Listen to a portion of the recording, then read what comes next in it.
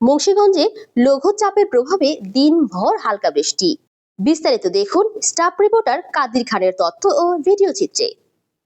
বঙ্গোপসাগরের সৃষ্ট লঘুচাপের প্রভাবে মুন্সিগঞ্জে সকাল থেকেই থেমে থেমে গুড়ি গুড়ি বৃষ্টি হচ্ছে, সঙ্গে বইছে দমকা হাওয়া। বৃহস্পতিবার 29 মে সকাল থেকেই এমন আবহাওয়া জনজীবনে নেমে আসে স্থবিরতা। বৃষ্টির কারণে শহরের ব্যস্ত শহরগুলো হয়ে পড়েছে ফাঁকা।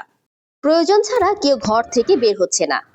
যারা বের হয়েছে তারা ছাতা ও রেইনকোট ব্যবহার করে গন্তব্যস্থলে পৌঁছানোর চেষ্টা করছে। তবে যানবাহনের সংখ্যা ছিল তুলনামূলকভাবে কম। সবচেয়ে বেশি দুর্ভোগে পড়েছেন খেটে খাওয়া দিনমজুর, রিকশা চালক ও ফুটপাতের ব্যবসায়ীরা। সকালে শহরের সুপারমার্কেট চত্বর এলাকায় দেখা যায় অনেক অটোরিকশা চালক অলসভাবে বসে সময় কাটাচ্ছেন। অটোরিকশা চালক আলিম বলেন, সকালে বের হয়েছি অটোরিকশা নিয়ে, কিন্তু যাত্রী পাইনি। বৃষ্টি আর ঠান্ডা বাতাসে কেউ রাস্তায় বের হচ্ছে না। সকাল থেকে এখন পর্যন্ত ঠিক মতো ভাড়া পাইনি। বৃষ্টির দিনে ঘরে বসে থাকলে তো আর পেট চলবে না, তাই নামছি রাস্তায়। কাপড় বিক্রেতা নাজমুল হোসেন বলেন, এরকম আবহাওয়ায় ক্রেতা আসে না বললেই চলে। বৃষ্টির কারণে দোকান খুলেও বসে থাকতে হচ্ছে। সকাল থেকে বিক্রয় করতে পারিনি, কষ্টের মধ্যে আছি।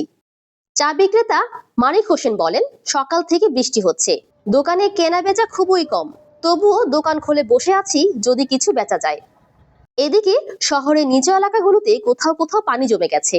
কাদা ও ভেজা রাস্তায় চলাচলে ভোগান্তিতে পড়েছেন সাধারণ মানুষ।